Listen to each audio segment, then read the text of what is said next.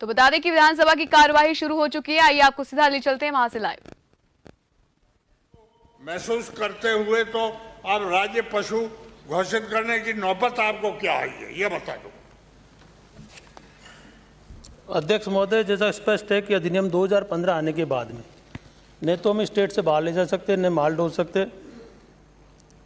इसके कारण ये बात सही है कि ऊँटों के संरक्षण के लिए हमको कुछ न कुछ करना पड़ेगा। तो मैं सदन को ये जरूर बताऊंगा कि आने वाले सत्र में जो कमेटी ने फैसला किया और माननीय सदस्यों की राय ली गई है उसके अनुसार हम इसमें अधिनियम 2015 में कुछ संशोधन करेंगे और ये तय करेंगे कि उसमें आवाजाही रहे और जो ऊँट का रखरखाव है वो वापस किसान अपने घरों में रखें। ये बात भी सही है कि वर्तमान समय में ऊँट के रखरखाव से ऊँट पालक और जो खेतों में काम करने वाले जो किसान वर्ग के लोग थे उन्होंने सबने एक तरह से अपना नाता तोड़ लिया है इस अधिनियम आने के बाद में। मैं सदन के सभी सदस्यों को आश्वस्त करना चाहता हूं कि आने वाले सत्र में जो रिपोर्ट और जो ड्राफ्ट तैयार है उसको हम पेश करेंगे। माननीय मंत्री जी, पशु दर्जा पशु राज्य पशु डिक्लेयर करने से क्या फायदा, क्या नुकसान?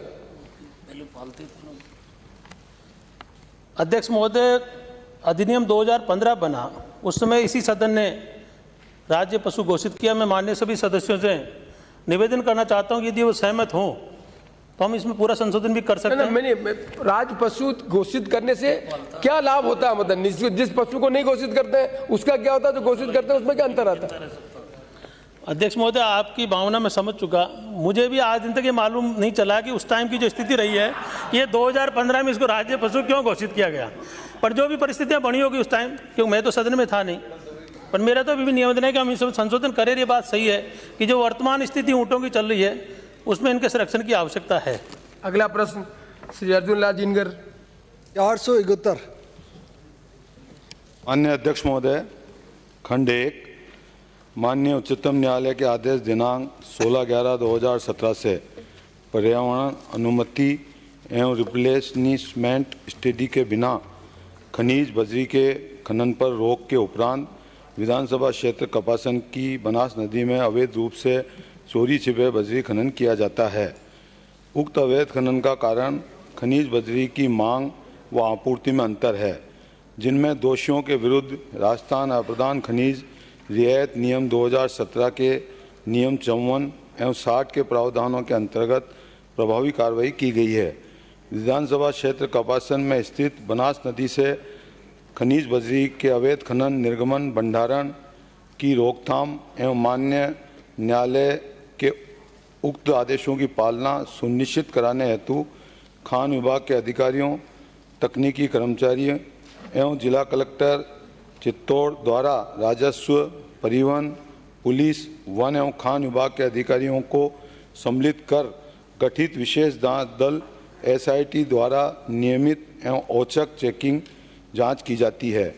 उक्त विधानसभा क्षेत्र में दिनांक 16/11/17 से 31/8/2021 तक अवैध खनन, निर्गमन, भंडारण के कुल 448 प्रकरण दर्ज किए गए हैं।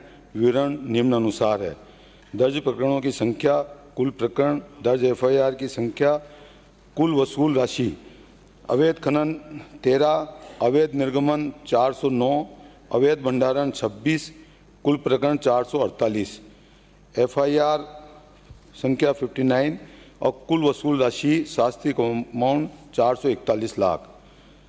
खंड 2 उक्त विधानसभा क्षेत्र कपासन के पुलिस थानों में अवैध बजरी दोहन में लिप्त दोषियों के विरुद्ध कार्रवाई की गई है।